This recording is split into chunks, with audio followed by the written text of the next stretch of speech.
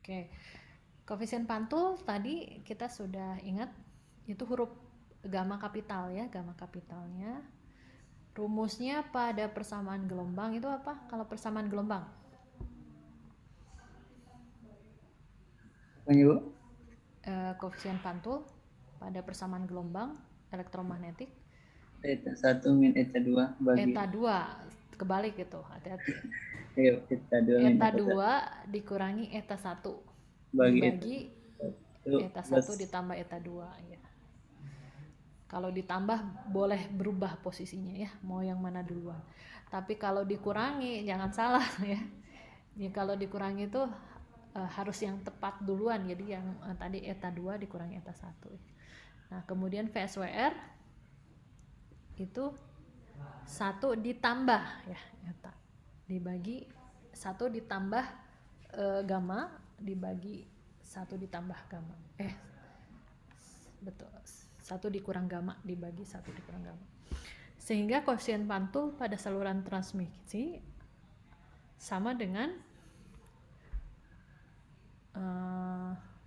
impedansi intrinsik bahan yang kedua ya, atau saluran kedua dikurangi saluran pertama, sama ya seperti itu. Kemudian tegangan maksimum minimum juga. Kemudian nah sekarang kita masuk ke matching impedansi ya. Apa itu matching? Matching itu sepadan ya. Matching itu sama. Jadi kalau misalnya ada orang bajunya matching gitu kan, misalnya kita perhatikan, jadi cocok gitu antara misalnya bajunya, warna tasnya, warna sepatunya gitu ya, misalnya kalau dia pakai outfitnya matching semuanya. Matching itu berarti sesuai ya, sesuai. Nah, matching ini diperlukan agar apa? Coba, agar apa dilakukan matching? Kita kan pernah bahas ya di gelombang, persamaan gelombang. Di persamaan gelombang juga ada matching. Untuk apa proses matching ini? Ada yang mau menyampaikan? Tidak terjadi pemantulan gelombang. Oke. Agar gelombang elektromagnetik yang dikirimkan dari satu saluran ke saluran yang lain sempurna semuanya ya, gitu ya. Kalau misalnya kayak air ya, dulu saya sering mencontohkannya dengan selang air misalnya ya. Kalau selang air ada sambungan, kalau kita ingin mengalirkan air sepenuhnya dari saluran yang pertama ke saluran yang kedua, mau tidak mau kabel selangnya harus sama ya, minimal sama diameternya gitu, harus sama. Kalau berbeda potensinya dia airnya bocor atau airnya dikembalikan lagi gitu, bisa jadi. Nah itu konsep matching itu agar penyaluran gelombang elektromagnetik dari satu saluran ke saluran yang lain itu bisa mengalir secara sempurna gitu ya, semua. Jadi gelombang elektromagnetik atau energi yang disalurkannya tersalurkan semua gitu, tidak ada yang dikembalikan atau tidak ada yang terbuang kemana, terradiasi kemanapun gitu ya. Oke, kita masuk ke konsep matching ya. Bu, maaf Bu, Ya, suaranya di saya agak kecil ya Bu, atau di saya aja? oh gitu, coba tanya yang lain. Betul suaranya Bagi saya? saya aman kok, Oh Bu. aman ya, oke. Oh, aku aja. Ayo, enggak sih. Oke, kita lanjut lagi ya. Ini kalau kembali ke penjelasan ini, konsep matching impedansi adalah pahami kembali konsep matching gelombang. Nah, pada sebelumnya tuh kita pernah membahas matching gelombang. Ingat, kalau kita mau mengalirkan gelombang elektromagnetik dari titik satu ke titik yang lain menggunakan 3 bahan yang berbeda, maka kita harus mengambil impedansinya tuh harus sama. Impedansinya harus sama antara saluran yang pertama, kedua, dan ketiga. Begitu juga untuk yang saluran transmisi ya. Matching impedasi pada saluran transmisi memiliki konsep yang tidak berbeda dengan yang sudah dibahas sebelumnya. Matching impedansi pada saluran transmisi bisa dilakukan dengan berbagai cara. Ada beberapa. Yang pertama, transformator lambda per 4. Jadi membuat saluran itu menjadi sepadan, satu saluran dengan saluran yang lain, itu bisa ditambahkan dengan transformator lambda per 4. Kita sebut istilahnya transformator lambda per 4. Kemudian bisa juga menggunakan stub paralel, stub seri, tunggal ataupun ganda, maupun menggunakan lamp circuit yang umumnya digunakan untuk frekuensi rendah. Jadi stub ganda dan transformator lambda per 4 ganda dipakai untuk memperbesar bandwidth saluran transmisi berkaitan dengan VSWR yang dispesifikasikannya. Matching impedansi diperlukan jika saluran transmisi ditutup oleh beban, biasanya adalah antena yang impedansinya tidak sama dengan impedansi karakteristik saluran transmisi. Jadi kalau kita mau mempelajari antena, nanti salah satu prasyaratnya adalah mata kuliah elektromagnetik telekomunikasi, karena di dalamnya ada konsep matching yang membuat bahwa gelombang elektromagnetik yang bisa kita kirimkan dari satu titik ke titik yang lain, dari saluran transmisi ke antena, kemudian dari antena dilepaskan ke udara gitu ya, itu harus matching semuanya, impedansinya harus sama. Jadi impedansi tidak sama dengan impedansi karakteristik, itu akan terjadi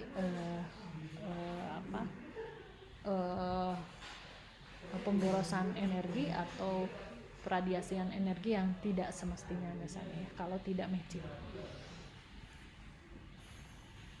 Nah, ini contoh satu aplikasi. Ini ada sumber ya. Sumber itu sumber apa sih? Sumber tegangan biasanya. Sumber tegangan mempunyai saluran transmisi, dan saluran transmisi itu kemudian dihubungkan ke beban ZL. Ini ada beban ZL. Jadi impedansi beban, L-nya itu load ya. Impedansi beban. Nah, ini kemudian impedansi 0 ya. Nah, antara beban dengan kemudian impedansi yang dekat dengan sumber itu harus matching, harus sama. Nah, proses sama itu dibantu dengan menggunakan transformator lambda per 4 atau stub paralel atau stub seri. Nah, ini yang kita sebut dengan rangkaian matching impedansi. Pada matching impedansi diperlukan Zin harus sama dengan Z0 supaya Z-nya itu energi yang mengalirnya itu bisa mengalir sepenuhnya, tidak terjadi pantulan. Jadi konsep matching itu ada seperti ini, Zin sama dengan Z0, bahwa Z input itu terdiri dari rangkaian matching impedansi dan Z beban, besarnya itu harus sama dengan Z0. Z input terdiri dari Z matching impedansi dan beban ya.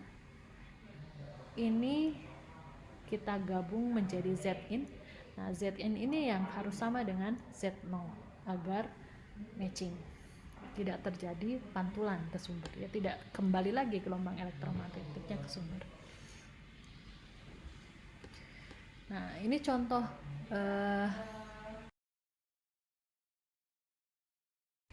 Oke, sorry ya, ada suara tukang potong rumput ini di kampus.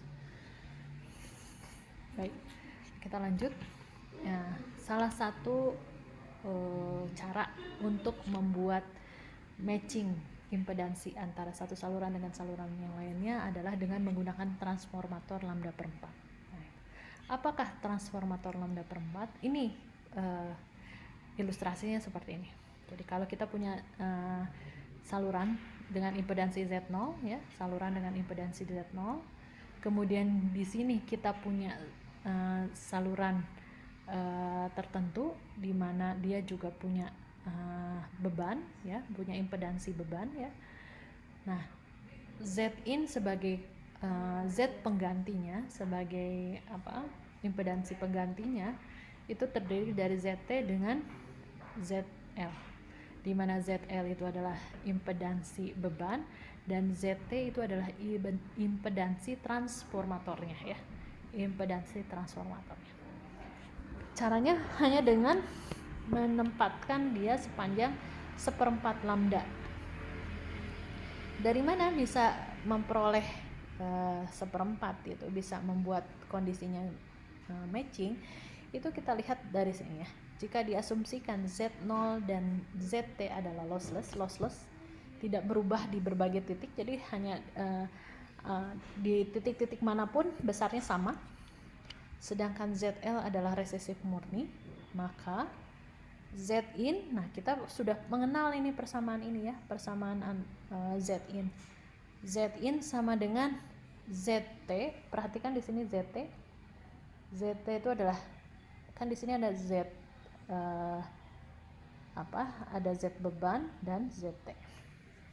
Ya.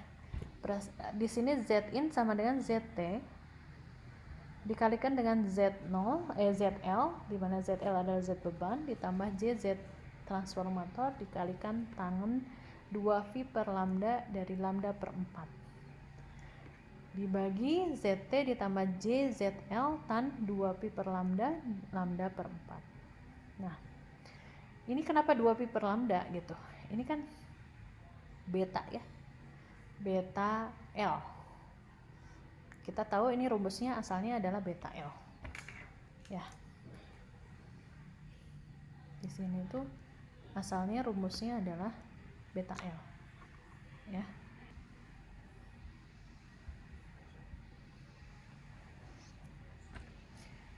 Ini rumus aslinya adalah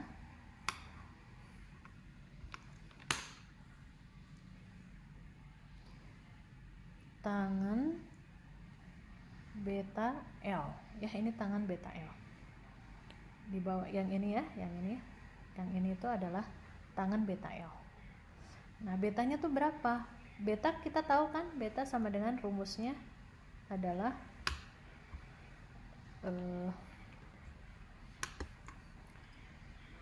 beta rumusnya apa? 2pi per lambda gitu kan ya, rumus yang sudah kita tahu sebelumnya, 2pi per lambda. Nah, jadi beta ini di sini kita ganti dengan 2pi per lambda ya, 2pi per lambda. Sementara L-nya tuh dari mana? L-nya itu dari setengah lambda, seperempat lambda ini, transformator lambda per 4 ini, lambda per 4 dimasukkan lambda per 4. Nah, akhirnya kenapa persamaan ini jadi ZT kuadrat per ZL? Nah, ini harus kita hitung ya, tangen 2pi per lambda per 4. Kita coret lambdanya, tinggal 2pi per 4. 2pi per 4 tuh berapa? Tangen 2pi per 4, pi per 2 berapa? 90 derajat ya, betul? Halo, suara saya terdengar? Iya, Bu. Masih terdengar ya. Jadi 2pi per 4 itu adalah 90 derajat. Tangan 90 derajat berapa? 1. Tangan 90 derajat itu berapa? Oh, tangan terhingga. Tak terhingga ya, tangan 90 derajat itu tak terhingga. Berarti ini nilainya jadi apa? Jadi nilainya itu adalah, kita ubah warnanya saja. Ini tangan tak terhingga dibagi tangan tak terhingga gitu ya. Seperti itu ya. Nah, akhirnya jadinya persamaannya kita tulis seperti ini.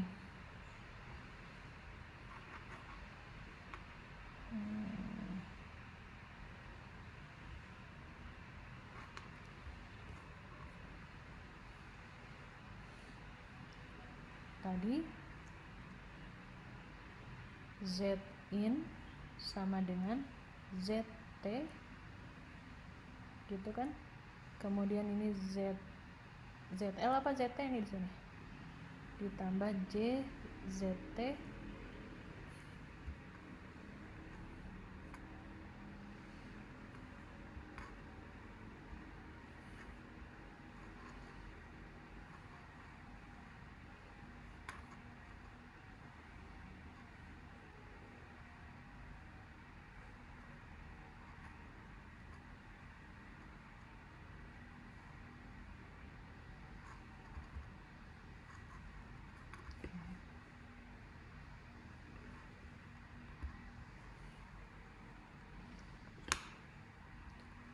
tulisannya jelek banget ya.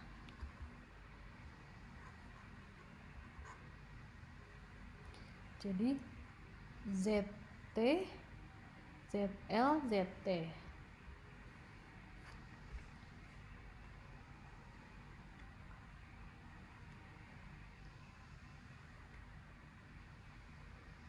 ZT, ZL, ZT lagi di sini, tan tadi beta L dibagi ZT ditambah JZL tan beta L, dimana tan beta L nya tadi sudah kita ketahui ZT sama dengan, di sini tinggal ZL ditambah JZT di sini kali tak terhingga gitu ya, betul? ZT ditambah JZL tan beta L nya adalah tak terhingga. Bagaimana ini menyelesaikan persamaan ada tak terhingga dan tak terhingga di sini? Tentu akhirnya kemudian kita menggunakan pendekatan. Di sini ZT ya bagi tak terhingga semua. Jadi ZL dibagi tak terhingga ditambah JZT tak terhingga dibagi tak terhingga. Kemudian ZT dibagi tak terhingga ditambah J, ini ditambah ya, J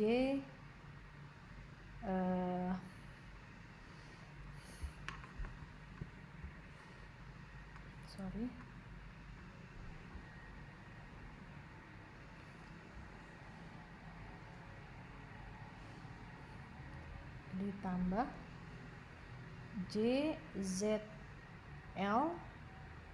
tak terhingga dibagi tak terhingga. Nah, kalau tak terhingga dibagi tak terhingga besarnya berapa? 1 ya. Jadi ZT dibagi ini besarnya 0, ZL dibagi tak terhingga adalah 0 ditambah JZT ini ya, tak terhingga dengan tak terhingga 1, jadi berarti tinggal JZT, betul? Kemudian ini ZT dibagi tak terhingga jadi 0 ditambah di sini jadi JZL. Maka hasilnya menjadi tinggal ZT ya, ZT antara T dengan L. Jadi tinggal ZT di sini JZT dibagi JZL. Lihat ada JJ-nya. Kita coret J-nya. Jadi tinggal ZT kuadrat dibagi ZL. Maka kemudian biasanya Zin bisa kita ketahui, Z beban juga bisa ketahui, maka ZT atau Z transformator lambda per 4-nya besarnya adalah perkalian antara Zin dikali dengan ZL. Betul? Betulkah? Ini ZL dikalikan Zin sama dengan ZL, ZT kuadrat. Maka kalau ZT-nya saja berarti akarnya. Ini, betul ya? Seperti itu ya.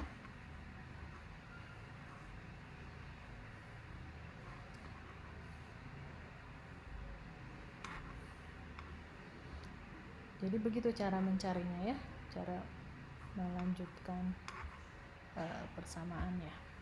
Ini jadi akhirnya kita tahu bahwa syarat matching itu adalah Zin harus sama dengan Z0. Sementara kita tahu dari persamaan ini Zin sama dengan ZT kuadrat dibagi ZL. Ya. Maka kalau Zin sama dengan Z0 berarti Z0 sama dengan ZL, maka Z0 sama dengan ZT kuadrat dibagi ZL. Akhirnya ZT sama dengan Z0 kuadrat dikalikan ZL. Jadi untuk membuat suatu transformator lambda per 4 ya, untuk membuat satu transformator lambda per 4, cara menghitungnya adalah dengan akar kali dari perkalian Z saluran Z0-nya dengan Z bebannya ya. Jadi akar dari perkalian Z0 dengan Z bebannya, kita akan mendapatkan Z transformatornya ya, lambda per 4. Nah, bila di sini untuk kasus di mana ZL tidak resistif. Kalau ini kasusnya ZL-nya resistif. Jadi resistif itu tidak ada nilai X ya. X itu apa? Nilai apakah itu kapasitansi atau induktansinya. Nah, pada saat ZL yang tidak resistif murni, berarti dia punya nilai, bisa punya nilai kapasitansi, bisa punya nilai induktansi atau kita sebut nilai reaktansi. Maka trafo lambda per 4 dipasang sejarak D dari beban. Ada jaraknya lagi. Sedemikian sehingga Zin akan bersifat resistif murni. Zt sama dengan akar Z0 dikalikan Zin. Nah, ini ya. Jadi konsep yang pertama adalah menggunakan transformator lambda per 4. Bagaimana mencari besar nilai transformatornya? Impedansi transformatornya besarnya harus sama dengan akar dari Z0 dikalikan dengan Z bebannya ya. Kemudian yang kedua adalah dengan menggunakan matching dengan stub. Apa itu stub? Stub itu adalah potongan saluran yang digunakan untuk memberikan kompensasi reaktansi pada saluran transmisi utama. Nah, apa sih reaktansi? Reaktansi itu yang seperti ini ya.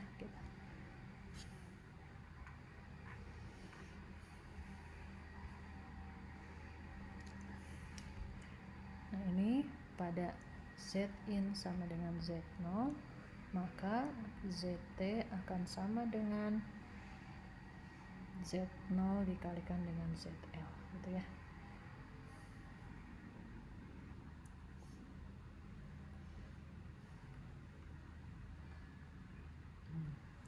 Nah, kemudian sekarang kita hitung kita cari apa tadi? Reaktansi. Persamaan, kita akan mengenal persamaan yang bersifat tidak resistif murni misalnya ya. Jadi kalau impedansi yang bersifat resistif itu artinya begini. Ini Z0 resistif, itu berarti di sini nilainya bersifat real ya, satuannya ohm, nilainya bersifat real. Ini artinya resistif murni ya. Kemudian kalau misalnya nilainya dengan tidak murni itu nilainya begini. Z0 sama dengan misalnya di sini ada nilai real ditambah nilai imajiner. Nilai imajiner itu biasa kita tulis dengan nilai Jx seperti itu ya. Sehingga nanti di sini nilainya Z0 sama dengan ada R-nya, ada R ditambah Jx. Nah, ini tidak murni karena ada nilai reaktansi. Ini namanya kita sebut reaktansi. Reaktansi itu bisa bersifat induktif atau bisa bersifat kapasitif gitu ya. Jadi X induktif itu negatif ya. Jadi kalau misalnya R dikurangi Jx berarti dia bersifat ini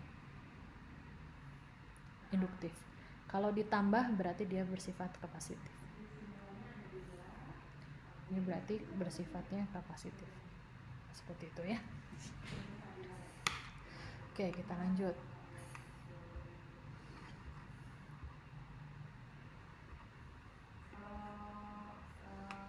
Nah, kalau misalnya di sini sebut stub. Stub adalah suatu potongan saluran transmisi yang digunakan untuk memberikan kompensasi reaktansi pada saluran transmisi utama. Jadi kalau kita punya Z sama dengan ya, Z sama dengan R ditambah Jx. Nah, yang disebut dengan reaktansi itu adalah yang ini. Sebagai kompensasi dari ini. Jadi kalau kita kompensasi itu atau dalam rangka kita menghilangkan nilai reaktansi sehingga dia akan bersifat resistif murni. Jadi reaktansi itu, kompensasi reaktansi itu dengan menambah atau mengurangi. Kalau di sini plus Jx berarti kita harus membuat J minus ya, minus Jx. Kalau nanti di sini minus Jx berarti kita kompensasinya plus Jx gitu.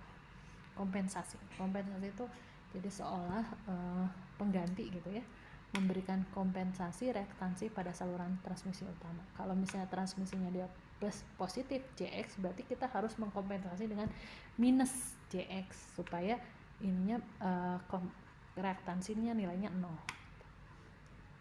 Nah, staf bisa berupa saluran transmisi tertutup, bisa juga dibiarkan terbuka. Namun demikian umumnya dipakai staf tertutup untuk menghindari kebocoran radiasi medan. Jadi yang bagaimana yang disebut tertutup, yang kedua titik saluran transmisinya terhubung singkat. Terhubung singkat ini artinya dia tertutup. Nah, yang terbuka ini dua titik saluran transmisinya terbuka, itu kita sebut sebut open circuit kan ya. Kata lain ini adalah open circuit.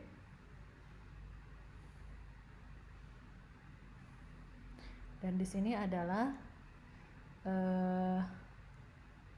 short circuit.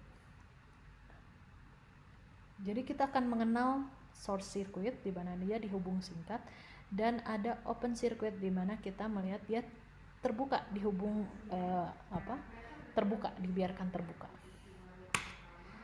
Nah, untuk staf tertutup persamaannya menjadi Zin, kita lihat tertutup ini ya, Zin sama dengan Z0 dikalikan 0. 0 kan di sini harusnya Zt ya, kan tidak ada beban ya.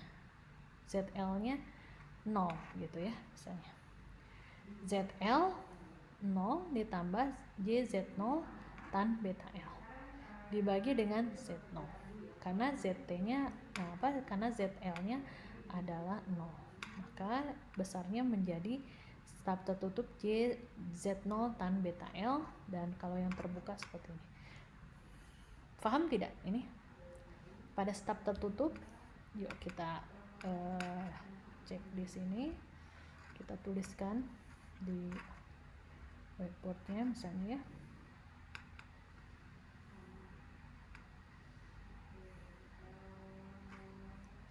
Di sini kalau kita punya staf tertutup di mana ZL-nya sama dengan pasti 0 ya, kan nggak ada ya, nggak ada beban di sini. Z0-nya ada tertentu ya. Maka kemudian ketika kita ingin mencari Zin-nya ya, Zin di sini misalnya, maka Zin besarnya adalah di sini Z0, sudah pasti ya, Z0 dikalikan dengan ZL ditambah JZ0 tan beta L gitu kan. Kemudian di sini Z0 ditambah JZL tan beta L. Kita lihat ZL-nya adalah 0, masukkan saja ini 0, ini juga 0 gitu ya.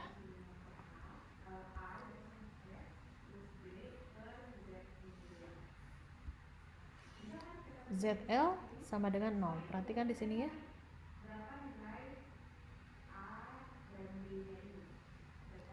ZL sama dengan 0. Maka di sini Z0 sama dengan 0. Di sini juga sama dengan 0. Maka besarnya akan menjadi Z0 dibagi ini 0, tinggal JZ0 tan beta L dibagi dengan Z0 ya. Kalau ini kan 0 ya, jadi tinggal seperti ini. Ini besarnya dari mana? Berarti Zin besarnya berapa gitu.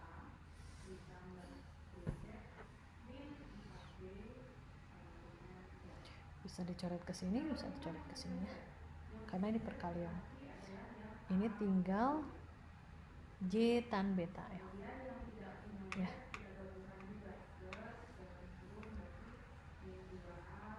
Ini dicoret coret ke sini misalnya, jadi tinggal J Z0 tan beta L. Ini kalau tertutup, berarti kalau salurannya tertutup ya, berarti kalau salurannya tertutup besar Z-in-nya adalah seperti ini. Kalau salurannya terbuka, bagaimana? Ayo kita hitung juga. Ini ZL sama dengan tak terhingga, ya kan? Karena terbuka. Z0 tertentu dan kita akan mencari Z ya. Nah, Z ini gimana menghitungnya? Hitung aja Z-in sama dengan Z0 sama ya. Di atasnya ZL ditambah J Z0 tan beta L, Z0 ditambah J ZL tan beta L. Coba kita hitung. ZL-nya tak terhingga. Berarti di sini Z0 kali tak terhingga ditambah J Z0 tan beta L dibagi Z0-nya Z0 ditambah J ZL, J tak terhingga ya, tan beta L. Kita lihat di sini ada tak terhingga. Seperti contoh sebelumnya, mari kita hilangkan tak terhingganya. Z0 dengan dibagi tak terhingga. Tak terhingga dibagi tak terhingga ditambah J Z0 tan beta L dibagi tak terhingga per Z0 dibagi tak terhingga ditambah J tak terhingga dibagi tak terhingga tan beta L. Ini jadi 1 ya, ini jadi 0. Ini 1. Ini Z0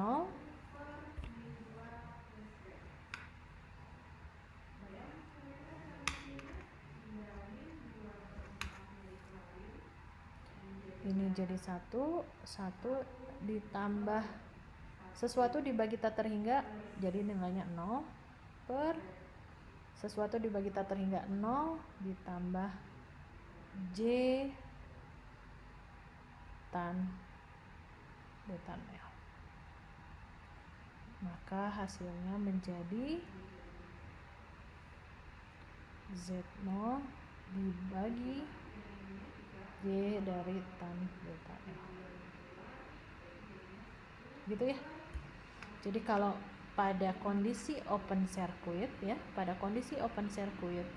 maka besar Z-in-nya sama dengan Z0 dibagi J tan beta L.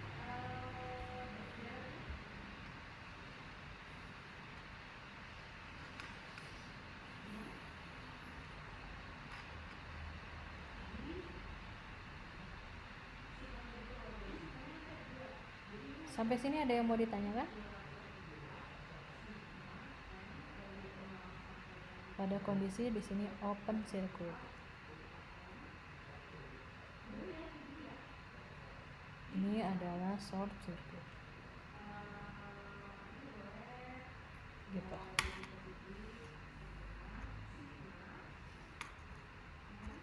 Kemudian kita lanjut lagi. Sampai situ ada yang ditanyakan? Tidak ya? Jadi sama ya, pada saat short circuit besarnya adalah Z-in sama J Z0 tan beta L, sementara pada open circuit Z-in sama dengan minus J ya, karena ini J dengan J minus ya, ini di atasnya tidak ada, makanya di sini menjadi minus J Z0 per tan beta L gitu ya. Nah, konsep matching ini kemudian nanti juga selanjutnya matchingnya dengan stub, kemudian stubnya tunggal seri tertutup bisa, atau ada nanti stub tunggal seri terbuka, atau nanti stub tunggal paralel tertutup, stub tunggal paralel terbuka, atau bisa juga nanti stub ganda gitu ya. Di sini kalau kita lihat adalah stub tunggal seri tertutup.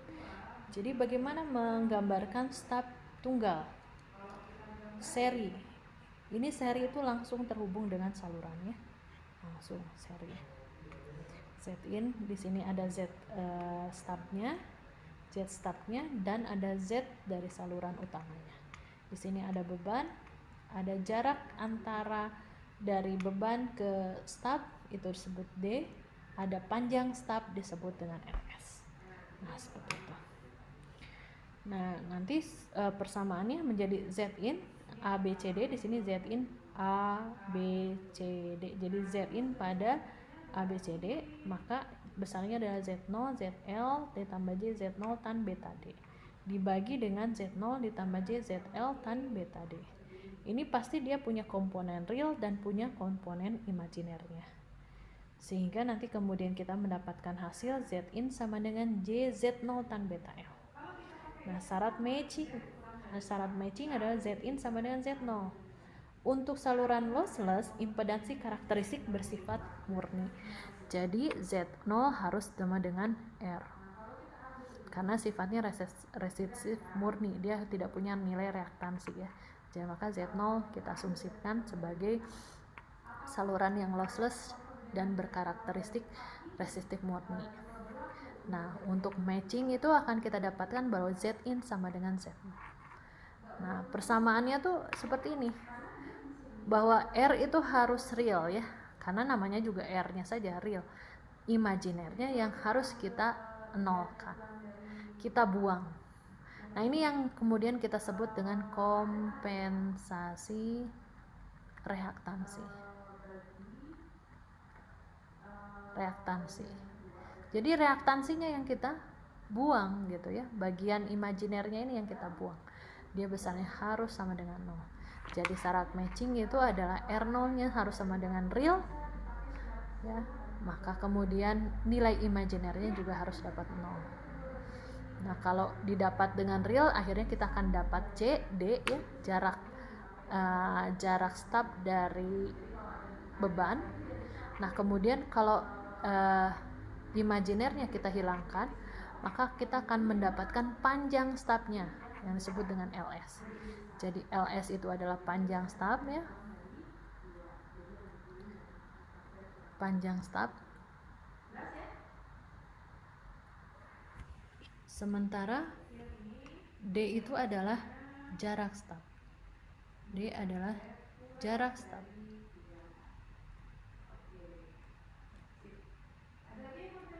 Jadi jarak stub dari beban, seperti itu. Oke. Dari sini ada yang ingin ditanyakan? Ini Bu mau nanya, Bu. Oke, gimana Faras? Bedanya panjang stub sama jarak stub apa? Nah, ini ya. Oke. Kita buat di sini ya penjelasannya ya.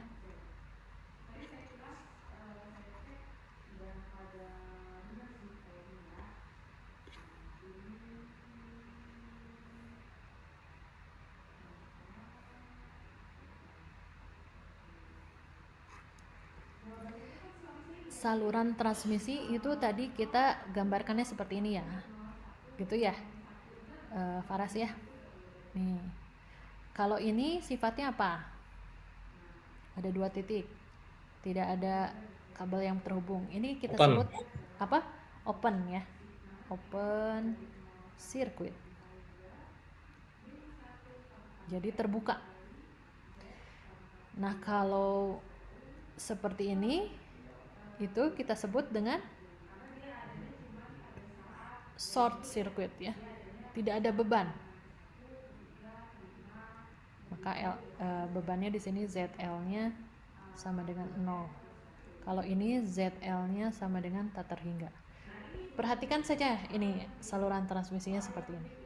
Nah, kemudian kita akan melakukan konsep matching impedansi. Kalau misalnya kita punya saluran seperti ini ada beban di sini ya. Nah, cara menggambar saluran gitu ya. Nanti kalau misalnya titik-titik di sini jauh, sebetulnya ada sumber. Nih, ada sumber. Itu agak jauh misalnya. Ini sumber. Nah, di sini ada saluran transmisi dengan karakteristik Z0. Di sini ada ZL. Supaya matching, jadi harus ada Z in di sini, gitu ya. Nanti Z in tergantung dari kalau pakai transformator lambda per 2 atau pakai yang lain. Nah, kita akan kemudian membuat penyepadan, yaitu dengan tadi menambahkan stub, menambahkan kabel, menambahkan saluran ya. Stubnya itu kita sebut seperti ini. Kalau dia seri ya, kalau dia seri kita hapus ini. Kalau dia seri, cara menggambarkannya seperti ini, nyambung lagi. Yang ini yang kita sebut sebagai stub. Kan aslinya begini ya, nih ini tuh aslinya saluran transmisi awalnya tuh seperti ini, tapi kita nggak tahu dia tuh matching apa enggak gitu ya. Matching bisa pakai transformator lambda per 4, bisa juga pakai penyepadan ya. Bisa pakai penyepadan ini pakai transformator lambda per 4 ya. Bisa tinggal ditambahkan ZT di sini. ZT-nya harus kita hitung supaya nanti bisa matching misalnya. Nah, kalau transformator lambda per 4 tinggal ditambahkan di sini ZT. Contoh ini ya, misalnya ini ZT-nya. Nah, kalau tidak ditambahkan saluran ZT, itu bisa ditambahkan dengan stub. Nah, ini disebut dengan stub. Kalau menggambarkannya seperti ini, artinya dia langsung terhubung dengan salah satu kaki saluran transmisi misalnya. Maka di sini disebutkan sebagai caranya adalah dengan stub seri. Nah, kalau seperti ini stub seri. Kalau yang lainnya nanti kita akan mengenal dengan stub paralel. Kalau begini disebut stub paralel.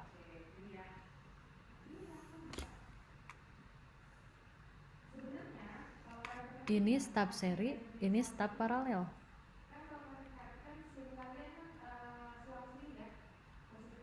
Nah, nanti kemudian kita akan mengenal di sini adalah D. Ya, jarak antara penempatan stub, ini kan stubnya. Kalau yang ini stubnya yang ini. Tuh ya, ini stub. Kelihatan kah? Masih kelihatan? Kelihatan, Faras? Kelihatan, Ibu. Oke. Saya ganti warna lagi ya.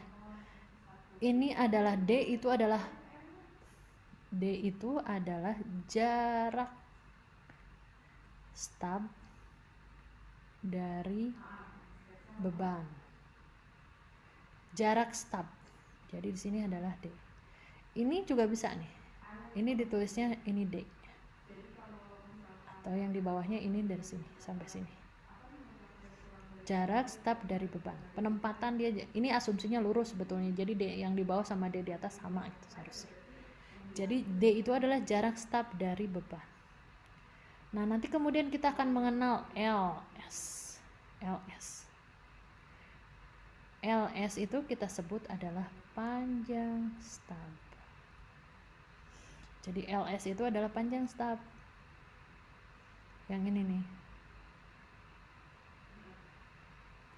Atau yang ini. Gitu loh. Bisa difahami? Bisa, Bu. Apa bedanya D dengan L? Kalau D itu adalah jarak stub, jadi di mana kita menempatkan stub itu dari beban, itu adalah D. Dan bagaimana panjang stub itu disebut dengan LS, dengan caranya yaitu menghitung panjangnya stub dari jaraknya ya. Jadi tinggal nambahin panjang ini adalah LS. Nah, tadi kalau dari informasi yang tadi ya, kalau informasi yang ini ternyata dalam menghitung saluran transmisi ya, dalam menghitung di penyepadanan, D itu didapat dengan cara kita mendapatkan R0 atau mendapatkan sisi resistif dari satu impedansinya. Jadi impedansinya bersifat resistif, lossless, itu kita akan mendapatkan jarak stub. Jarak stop didapatkan kalau R-nya real gitu ya. Jadi tidak ada nilai kapasitansi. Nah, untuk menghitung LS panjang stop didapatnya dari kompensasi reaktansinya. Besar kompensasi reaktansinya. Itu adalah panjang LS. Gitu. Jadi sementara itu dulu ya yang difahami, nanti kita maksudnya apa sih? Gimana ngitungnya di mana? Nah, di sini. Ini nih contoh tadi yang seri ya, yang seri. Ini yang contoh yang paralel. Jadi D-nya yang paralel tuh dari jarak C ke D misalnya, atau dari A ke B, sama kan? Itu D. Nah, rumusnya seperti ini, persamaan seperti ini. Nah, kalau menggunakan stop tunggal paralel, kita tuh tidak kalau menggunakan cara biasa kita akan kesulitan. Nah, dibantulah dengan menggunakan admitansi. Apa itu admitansi? Admitansi itu adalah 1/Z. Jadi ini kalau Z itu adalah impedansi, kalau admitansi itu ini adalah 1/Y. Y itu adalah 1/Z. Ya. 1/Z. Jadi admitansi itu adalah 1/Z.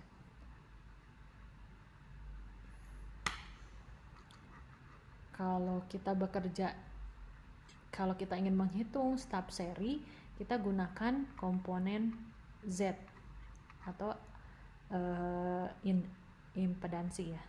Tapi kalau misalnya kita ingin menghitung dalam konsep paralel, kita menggunakan Y atau admitansi atau 1/Z.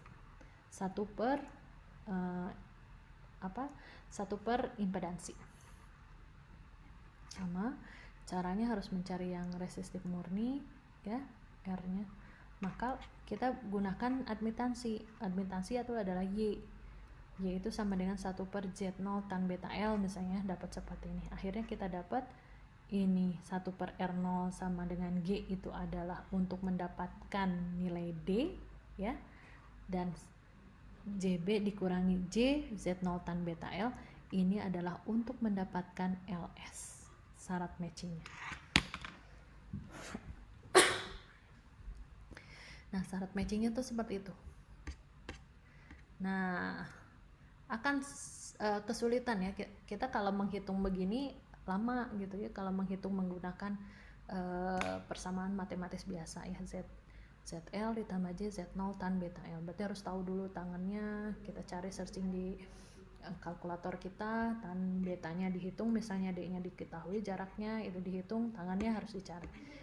Nah, kita cari terus kemudian nanti akan ada dapat bentuk real dan bentuk imajinernya misalnya ya. Ini kita akan repot lah. Ada ternyata seorang yang sudah menemukan cara ya membuat itu semua menjadi lebih mudah secara perhitungan dengan menggunakan tabel Smith chart, dengan menggunakan metode grafis atau yang kita sebut dengan Smith chart. Jadi luar biasanya Smith chart itu memudahkan kita gitu untuk menghitung hal-hal yang tadi menggunakan persamaan matematis imajiner dan real gitu, real imajiner, real imajiner. Ternyata oleh Smith chart dimudahkan. Jadi metode grafis dengan Smith chart digunakan untuk memudahkan penyelesaian persoalan saluran transmisi dan juga gelombang datar. Disebabkan karena dalam analisis sering muncul bilangan kompleks yang sulit. Smith chart pada dasarnya adalah kurva-kurva untuk tekanan konstan dan reaktansi konstan, dan dapat menyatakan impedansi input, beban, bahkan impedansi di setiap titik sepanjang saluran transmisi. Jadi luar biasanya si Smith chart ini memudahkan kita perhitungan kita dalam menghitung-hitung yang tadi yang ini nih 1/, ini kemudian ini ya Z0 ZL seperti itu. Ternyata dimudahkan dengan menggunakan konsep metode grafis. Sampai sini dulu ada yang mau ditanyakan?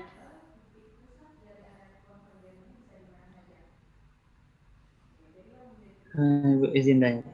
Oke, silahkan. Untuk ini impedansi yang akan digunakan itu ada parameter yang perlu dipertimbangkan atau gimana Bu? Misalnya kita pilih pakainya stub tunggal, paralel atau Oh, kita pakai semuanya gitu ya. Nah, nanti kalau misalnya untuk perhitungan, kalau kita sudah terbiasa, nanti ternyata kita akan mendapatkan kesimpulan kalau menggunakan kalau jenis saluran transmisi seperti ini akan lebih mudah menggunakan seri. Untuk jenis transmisi seperti ini akan mudah menggunakan paralel. Jadi memang pada kondisi kalau sekarang kita belajar semuanya ya, kita gunakan seri, tunggal, seri, tunggal, paralel, tertutup, terbuka. Jadi ada banyak variatif ya disebutnya. Tunggal, seri, tertutup. Ini baru satu. Nanti ada tunggal, paralel, tertutup. Tunggal, seri, terbuka. Tunggal, paralel, terbuka. Berikutnya paralelnya juga ya.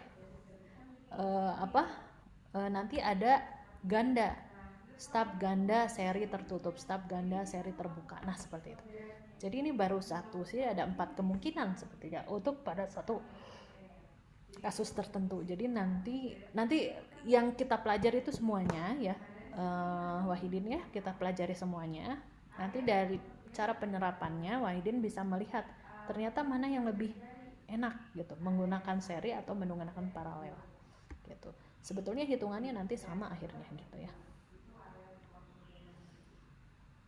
Sama-sama bisa membuat matching, Cuma nanti konsiderannya seperti ini, mana yang kemudian jarak D-nya paling pendek, mana yang kemudian stub yang digunakannya paling pendek. Kan kita ingin membuat sesuatu tuh seefektif mungkin kan gitu ya.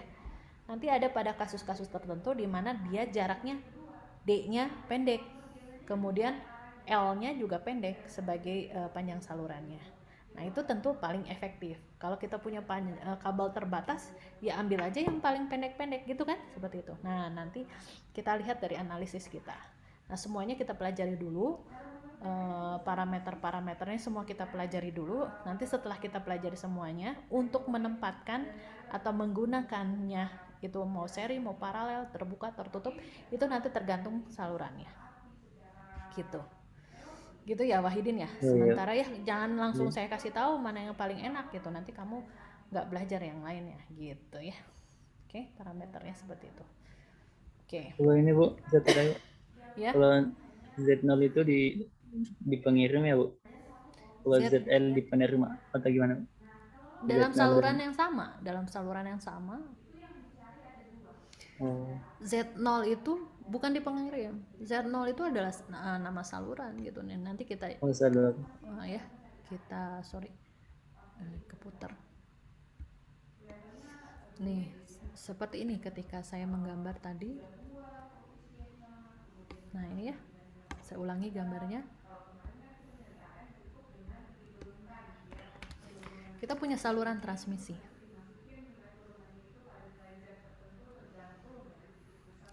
Nah, saluran transmisi kalau ujungnya dihubungkan dengan suatu beban tertentu, salurannya punya sumber. Ini bisa jadi nggak matching kan, namanya juga nggak matching ya. Masa di sini tidak ada impedansi, di sini kemudian ada impedansi gitu ya. Ya nggak? Ini Z0, ini ZL. Bisa jadi sebetulnya ini nggak matching. Lihat, salurannya saluran yang sama, tapi di sini adalah Z0 itu adalah Z awal ya, misal Z awal saluran atau Z karakteristik dari saluran itu tanpa beban, itu adalah Z. Kita punya Z0. Kemudian di sisi lain, di saluran di sisi lain ada beban. Bebannya misalnya seperti antena, di sini ada 75 ohm misalnya. Sementara di sini Z0-nya, Z karakteristik dari saluran itu sama dengan 50 ohm misalnya. Kabel RJ, kabel koaksial misalnya, kabelnya 50 ohm, tapi kalau kita tempatkan ujungnya dikasih antenanya punya beban nilainya 75. Perhatikan saja di sini, Wahidin bisa lihat kan, dalam satu saluran yang sama ada Z0, ada ZL. Oke. Kelihatan kan Wahidin ya? Iya Bu. Ada Kelihatan, Bu. Z0 dalam satu saluran yang sama, ada saluran karakteristiknya sendiri, kabelnya sendiri itu 50 ohm. Tapi kemudian di ujung saluran kita hubungkan dia dengan beban tertentu, misalnya antena yang punya bebannya 75 ohm. Apakah saluran ini matching? Kelihatan aja dari sini. Matching nggak,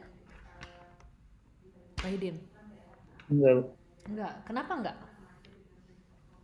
Nilainya enggak sama. Nilainya nggak sama. Eh, Iya betul, nilainya nggak sama. Di sini 50 ohm, di sini 75 ohm. Caranya tadi agar gelombang atau elektromagnetik yang ada energi di sini bisa tersalurkan semuanya ke beban, atau dari beban bisa tersalurkan semuanya ke sumber dan sebaliknya gitu. Kan harus matching gitu kan tadi salurannya. Syarat matchingnya bagaimana? Syarat matchingnya bahwa di sini Zin, kita punya Zin, di mana Zin ini adalah representasi dari beban. Kita ingin Zin itu agar matching besarnya harus sama dengan Z0, gitu ya. Nah, Zin itu adalah saluran pengganti nih. Yang di dalamnya ini Zin ya, Zin tuh ini saluran pengganti yang bisa kita buatkan penyepadan ditambah dengan ZL. Jadi penyepadan dengan Z beban itu jadi Zin gitu ya. Zin harus matching dengan Z0 supaya gelombang elektromagnetiknya bisa mengalir dengan sempurna ya, dengan baik gitu ya. Tanpa ada yang harus dipantulkan atau yang keluar terradiasi misalnya. Nah, cara menyepadankannya bagaimana supaya itu tadi bisa satu menggunakan Z transformator ya. Kita buat di sini Z transformator. Sehingga nanti Zin itu sama dengan ZT paralel dengan ZL gitu loh. Ya. Atau yang kedua untuk matching menggunakan stub nih. Nah, yang stub ini yang turunannya banyak. Ada stub seri, ada paralel ya. Dan seri paralel juga tertutup, terbuka, tertutup, terbuka gitu. Jadi ada 4 kemungkinan stubnya. Seri paralel ini untuk tunggal. Nanti belum yang ganda. Yang ganda juga akan ada 8 kemungkinan. Jadi seperti ini. Bisa difahami? Bisa Bu. Makasih Bu. Jadi tadi Z transformator ini untuk mengkompensasi Zin ya, supaya dapat Zin-nya sama dengan Z0. Mengkompensasi Z beban. Stub tunggal juga sama. Kalau kita menempatkan stub di sini tadi ya, saya gambarkan stubnya. Kalau di sini ada beban, yang begini yang disebut dengan seri. Nah ini stub ya, pakai stub. Zin-nya di sini, di mana Zin-nya adalah ini. Ada stub seri. Nah bisa juga dengan paralel konsepnya. Paralel itu dengan ini titik ini dengan titik ini, misalnya seperti ini. Ini paralel. Ini adalah panjang D-nya. D itu adalah jarak dari beban sampai ke stubnya, dan panjang stubnya itu adalah ini. Ini adalah panjang stubnya.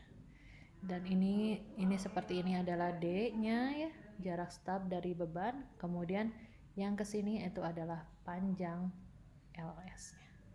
Seperti itu. Bisa difahami ya? Oke. Perlu break dulu nggak? Break dulu sebentar ya. Iya Bu. Oke. 5 menit break dulu. Nggak usah sampai 5 menit lah, 3 menit break dulu. Oke. Oke, tes. Suara saya terdengar? Iya Bu. Oke, sip. Lanjut lagi ya, sedikit lagi. Iya, Baik, Bu. sekarang saya ingin menjelaskan tentang metode grafis. Metode grafis. Ini PPT yang lain ya, misalnya. Prosedur solusi grafis dengan menggunakan smooth chart. Ini tuh sebetulnya pembahasan ini ada di buku MACD ya, buku MACD lebih lengkapnya.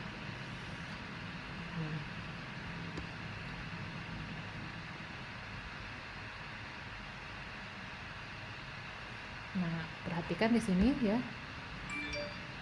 Wah, ini kacau. Sebentar. Posisi gambarnya jadi berantakan.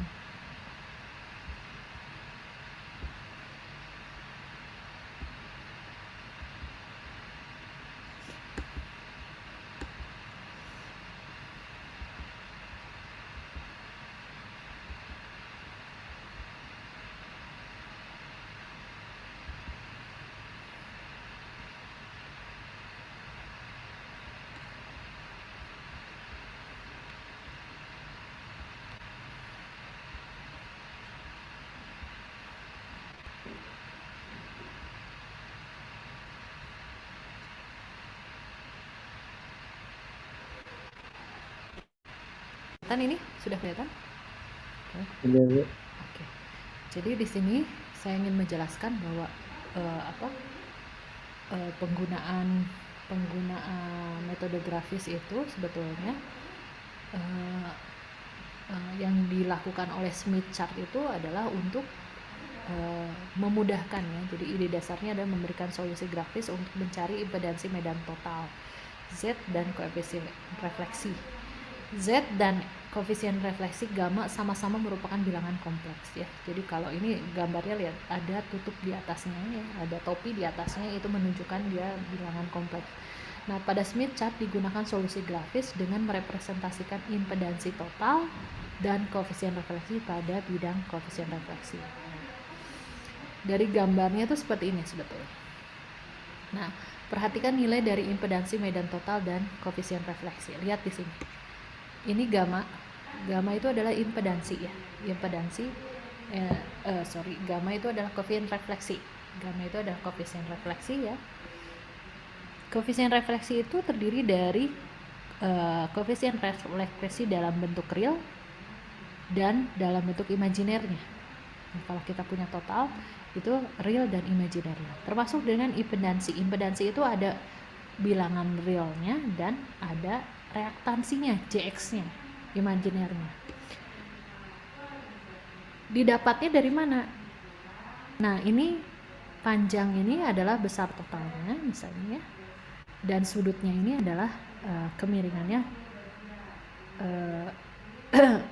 Nanti hubungannya nanti dari besar koefisien refleksinya dan nanti akan ada sudutnya dari besar bilangan kompleks ini ya. Kompleks kan dituliskannya ada kalau bilangan kompleks itu dituliskan antara real dengan imajinernya ya. Ada real dengan imajinernya dan ada bilangan mutlaknya dan sudutnya. Bisa dituliskan seperti itu. Nah, karena koefisien refleksi itu kurang sama dengan 1, kalian hitung berapapun nilai koefisien refleksi pasti besarnya kurang sama dengan 1. Maksimalnya koefisien refleksi itu besarnya sama dengan 1. Maka semua harga koefisien refleksi dapat dipetakan pada bidang